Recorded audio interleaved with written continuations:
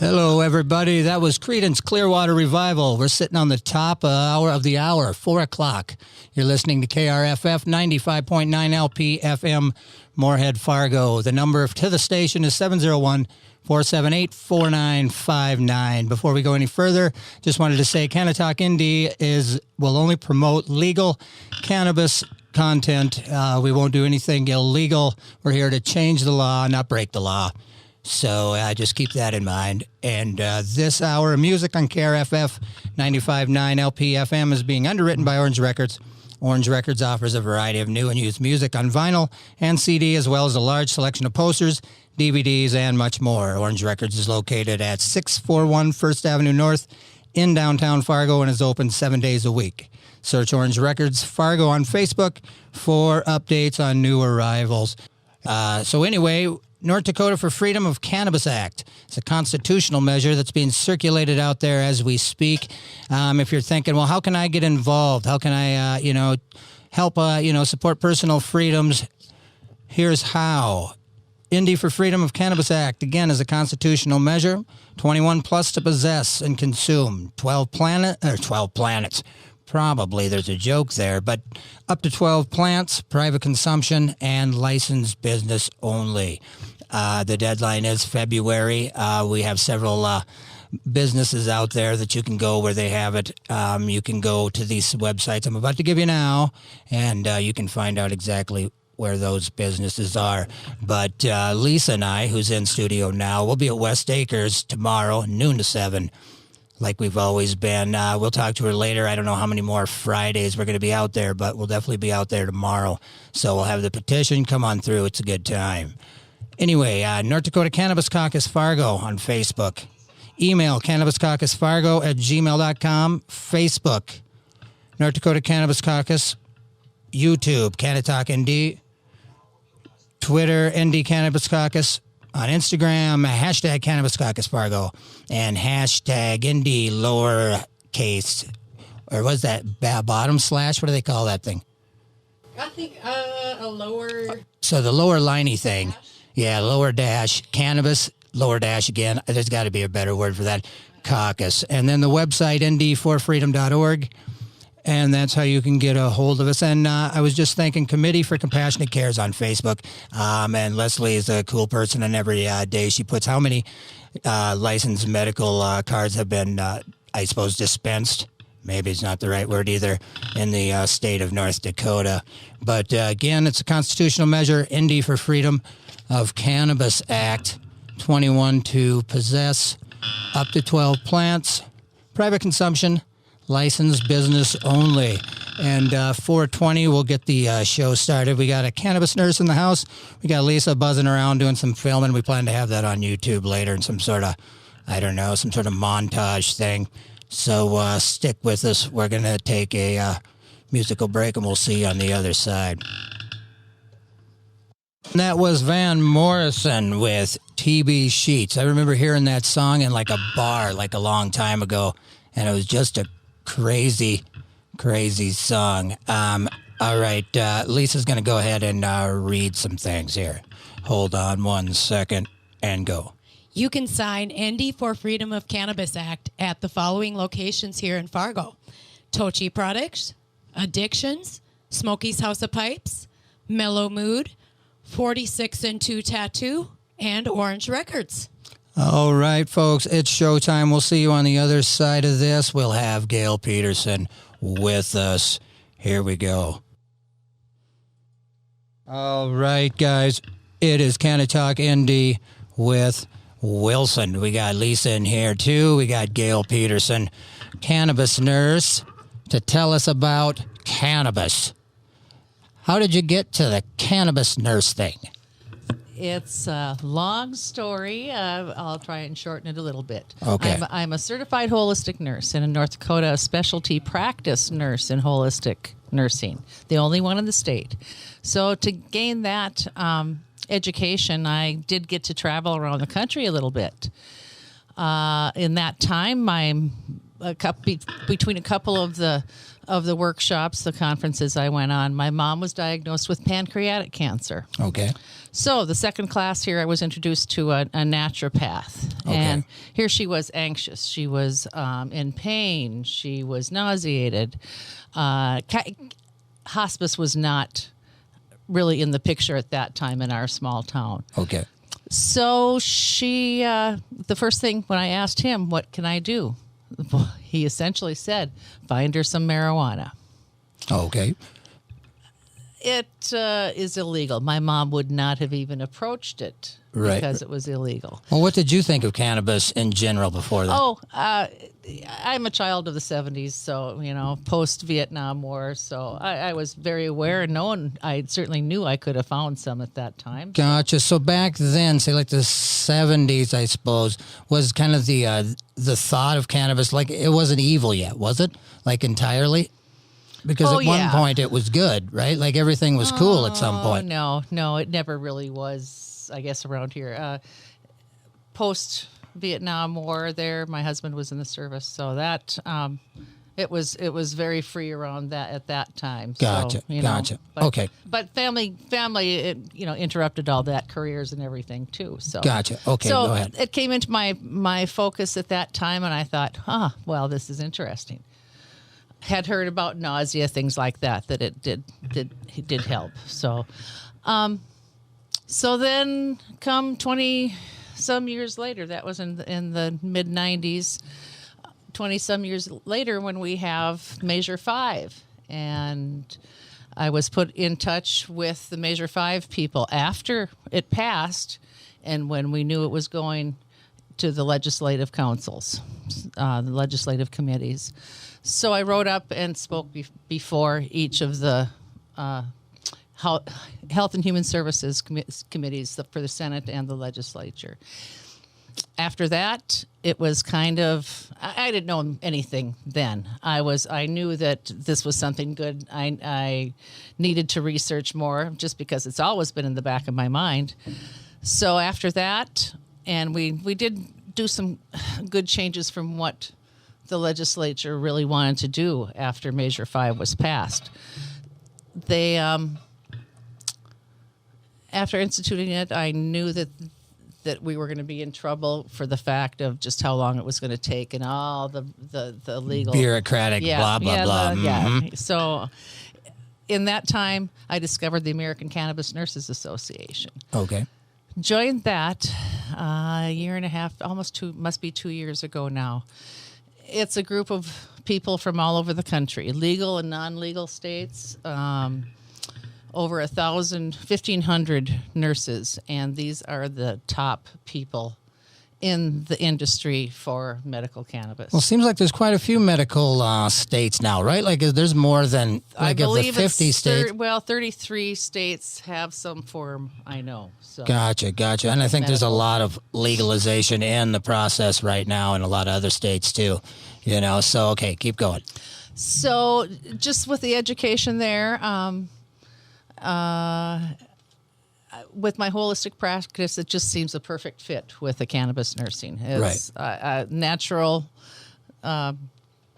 product, right. And it's a very self-driven kind of dosage. As a nurse or even the doctors really don't not prescribe. We're not going to say that because they certify you, but they really can tell you a starting dose, but it's a very individualized process of where you are with the type of cannabis product you use. When I think if it's a plant-based kind of thing, I've noticed myself using is that it kind of self-regulates.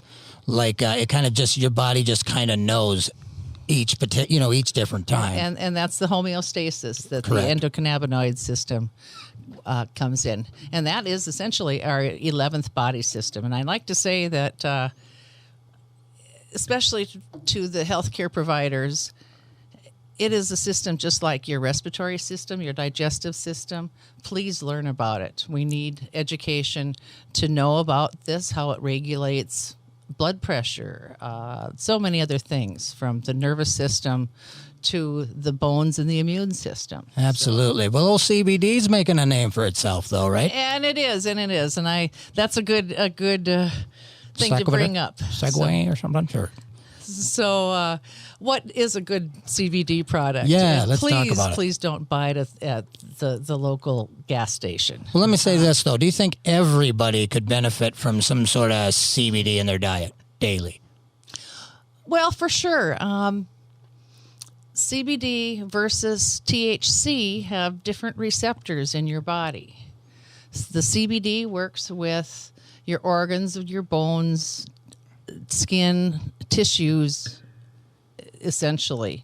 Now, the THC receptors, the CB1 receptor, are in the nervous system, in the brain, and kind of scattered throughout the body. But they react differently. The THC receptor fits perfectly in, the THC molecule fits perfectly in the receptor. The CBD molecule kind of attaches to the side. So they are kind of a paradoxical situation when you get both of them together. So quite often I've heard that if you over-medicate with a THC, by taking some CBD, you're counteracting that a little bit. Yeah, and I've read that as well. And even the times that I have been in medical states, it's and an edible is provided. If you go over the limit and you're like, oof, I think I may have ate 2 instead of 1, CBD's known to land you, they say. Yeah. If you need to get a grip. Yeah, like it serves it like a counterbalance. In the pharmacy world, it's an agonist versus an antagonist medication. Right. So. That grows out of the ground, I think, that should be noted. Like, that's the thing. At one time, it used to be cool. It used to be considered something that we could use in our everyday lives, be it agriculture, leisure, and for medicine. Yeah.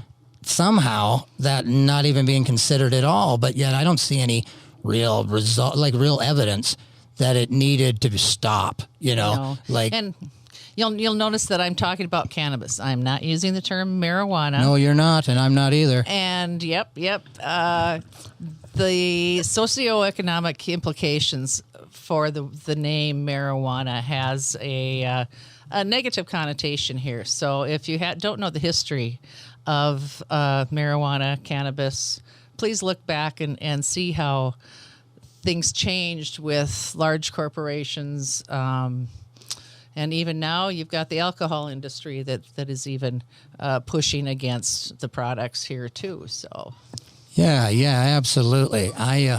So anyway, I thought I'd just mention we're talking to Gale Pederson. She's a cannabis holistic nurse. The number in the studio is 701-478-5959, and we're going to go ahead and have her again in the future for like a smaller segment.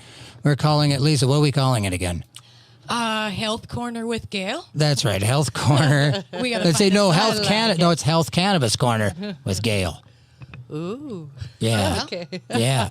We're freestyling now. That's what's happening here. But just Cannabis Corner. Okay, it could be Cannabis Corner. Like, why don't we just settle with that for now? Good. Because it's not then. But when it is then, we figure it'll probably be once a month or so. She'll be at the tail end. You got questions, go ahead and get a hold of us on our, social media. And we will, kind of look at that and we'll get a hold of it. We'll decide, if there's more than one, we'll figure out the best one and we'll get that on. So what's up? You guys need me to say something? So, Gale, tell us a little more about you. Well, so it's been interesting, the journey with the American Cannabis Nurses Association. I have been fortunate to speak with some of the top people in the industry, like I said. One of them is Alice O'Leary, whose husband was the first. She and her husband sued the U.S. government in 1978 to get a medical approval to use cannabis for his glaucoma. Oh. Alice is one of the keynote speakers at I am going to the American Cannabis Nurses Association, the first inaugural convention down in New Orleans in less than 3 weeks now. Well, that doesn't sound like it'll be crazy at all. It won't. But we did have to sign a waiver. We know everything is illegal that's down funny. there, even medical, which is raising a havoc with some of the people that do use it medically. So anyway, and also Dr. Dustin Sulak, if you don't know about Dr. Dustin, healer.com. He is one of the major people in the cannabis industry. He's from Maine, I believe. So, and he is speaking on the use of cannabis in opioid reduction. So so amazing. Another interesting person is Mary Lynn Mathry, who has North Dakota connections. Actually, she Right, and is, coincidentally, yes, coincidentally, her niece. Tilly, shout out to Tilly, is a good longtime friend of mine. You know, and I remember meeting Marilyn Mathry like way, like may not have even been 2000s then. Yeah. And she was out of Virginia. She was at the farm there outside Wahpeton. But neat lady. Her organization, Patients Out of Time, is celebrating their 25th anniversary this year. They are a great patient advocacy. Oh, absolutely. Yeah, it's a great education. couple, no question. So, and just amazing women that I have connected to. The presidents of the organizations, and they've got excellent with my holistic nursing certification and attaching cannabis nursing to my scope of practice. I am using the scope of practice that the American Cannabis Nurses Association has put forth. So cool. You know, and also I'll speak to the just recently had an article in the North Dakota Nurses Association magazine that went out to 18,000 nurses. I know, and I was going to try to beat you to that and give you an accolade, but yeah, folks, she was in the nursey thing with the thing, and people read it. So, and there's National Council for State Boards of Nursing does have guidelines for cannabis care for nurses, so we need to push that. So now, when you get together, right, when you get down there, you like when you guys are discussing like the progress that's happening medically, it must be moving pretty fast now, right? Like there's some things new almost every day as far as like legalization and whatever, and like practicing in the nurse world. And certainly with, again, with the American Nurses Association here, North Dakota Nurses Association, excuse me. I'm fortunate because there are states where it is not being recognized by the Nurses Associations. So I've got a great audience with Sherry Miller, who is the executive director there. Yeah, which kind of segues a bit because I think our brother from the same mother, South Dakota, I would imagine those guys probably aren't very cool with medical, although something's happening now. Looks like they've got a bunch of things on the measure. Looks like medical will actually be discussed, which is good. Unfortunately, there's no cannabis nurses in South Dakota. That's one of 2 states that doesn't have a What's the other nurse. state? Oh, I can't remember. Oh, let's see. Was it Kansas? Well, I don't know. I feel like I'm in the neighborhood. I'll have to go revisit that, but there were 2 states. Maybe Iowa, but I think Iowa might be close enough to Illinois to not be so. Utah? No, because I've got cannabis nurse. Well, Utah friends in actually passed a neat medical one, I believe. I feel like, I'm not sure how that worked out, but I know Oklahoma's a good place. My sister lives there. Idaho is trying to get medical for sure this time, too, so that's... So let's see. What else should we talk about? Anything's good. Let's see. So THC, you say like needs to work like the old synergy kind of thing, right? Like you would take it and it's what do they call that? The spectrum or whatever. Would that necessarily include THC? It wouldn't have to, right? No, I'm not sure on some of that stuff, but certainly they're growing hemp that is just the CBD now, and actually medical grade cannabis that is more CBD. Yeah. Than the THC. So, and then you've got the tinctures and stuff that are kind of balancing out things. So, well, I think working in conjunction, from what I've read or whatever, it seems to be, because I got to think, like we were saying, like the THC is increasing, but is the CBD kind of matching the ratio? Like if you have a plant that's now like 20-some%, does the CBD's ratio to create that homeostasis we were talking about? They feel like the balance is off. And it's all individual. A person may just do much better with just the THC. So I can't say one where you got to balance. You got to find it. You got to find that. It's like a bell curve. Right. And I'm with you. So yeah, well, that sounds good. And when you get back from New Orleans, you'll have a lot of stuff to tell us, I suppose. Oh my. But I think we're going to wrap it up. We'll take a musical break, and then we'll be back on the other side, and we'll talk about something else. Is that good with everybody else? Or? Yeah. Thanks, Wilson. Okay, all right. And we'll play a little music. Here we go. And this hour of programming on KRFF 95.9 LPFM is being underwritten by the Drum Conrath Brewing Company. The Drum Conrath Brewing, located in downtown Fargo at 630 First Avenue North, has an ever-changing menu of experimental and seasonal brews. You can also visit their website to see their updated menu at drumconrathbrewing.com. Open Tuesday through Saturday. That's the Drum Conrath Brewing Company in downtown Fargo. Once again, it's Canna-Talk ND with Wilson. We got Lisa in here. We got Gale Pederson, the cannabis nurse, who's got a little bit more to talk to us about CBD, which I know I'm interested in it, and you're ready to go. Go for it. Oh, thanks, Wilson. You bet. There is lots of questions about what's a quality CBD product. An organization that I belong to, which is Whole Plant Access for Autism, which is a very well-known organization within the cannabis for children with autism spectrum disorder. There's a lot happening in that respect. So there's 8 questions to ask when you're purchasing cannabis products. Where and how is it grown? Certainly make sure that you know the source. And by cannabis, you mean CBD, CBD only, correct? Excuse me. I'm sorry. Hemp, yes. Yeah, that makes more sense. Yes. All right, keep going. But it still is in their statement here. It is for all products too. Fair enough. Kentucky is a great place that a lot of hemp is being grown, so look for that. Hemp is a bioaccumulator. It tends to really pick up bad stuff, heavy metals and things in soil. So if it's organic, there is really no certified organic for hemp, but make sure that you know where it's coming from. Is it third-party lab tested? There should be the lab should be ISO 5925 accredited too. So those are the things on the bottle, or the bottle. You should be able to look at the bottle and see this. Okay. Also, the milligram per price is a big thing.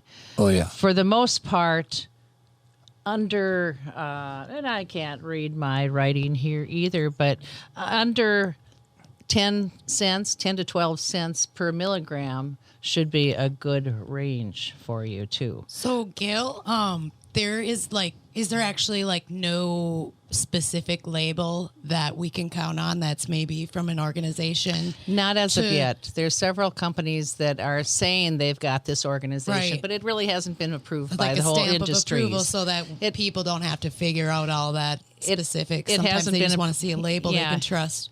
At this point, it really hasn't been approved by any major industries at this point. So how is it extracted? Is it heat extracted? Is it alcohol extracted? Make sure that you know how it is. And also, speaking about full spectrum CBD oil, that has a little THC in it. You've got that under 0.3% THC. Correct. Really, if you are subject to a drug screen and if you are taking enough of that, it is recommended that you do not use a full spectrum oil. You should be using an isolate, which has the THC removed. Or you'll fail your Yes, test. you may fail, and we don't want anybody to do that. So that's essentially what the cannabis nurses are advising too, is make sure. So that's the difference then. So if it's an isolate, then versus a whole plant versus the whole spectrum. Yeah.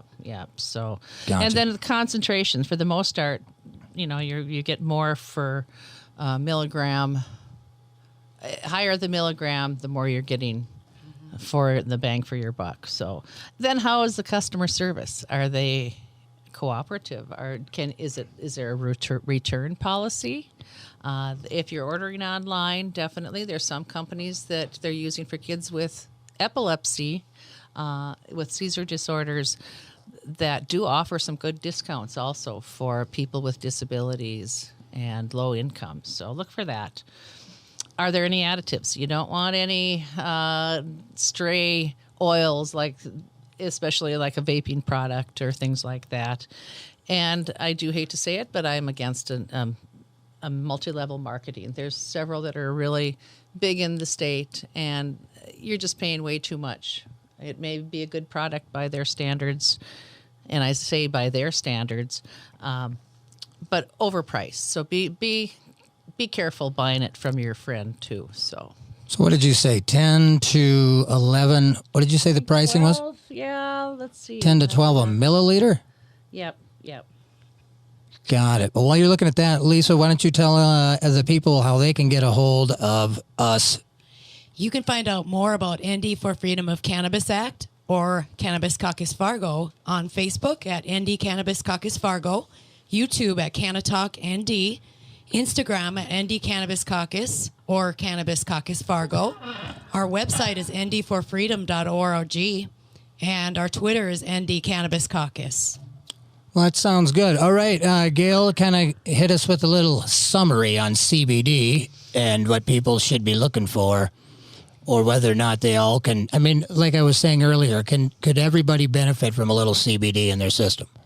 Well, for sure. And there's more and more talk about the acid and the raw plant aspect. Gotcha. Because we have an endocannabinoid system, and by putting CBD into our body, we create a place of homeostasis or zen in our bodies. Sounds good. Yeah, sounds good to me, too. Anyway, Canna-Talk ND with Wilson. Lisa's in here. Gale Pederson is in here. She'll be back once a month, I suppose, for a small section. We've decided it's called Health Corner with Gale. Cannabis Corner. Health Corner with Yeah, Gale. no Gale, right? It was just Cannabis Corner.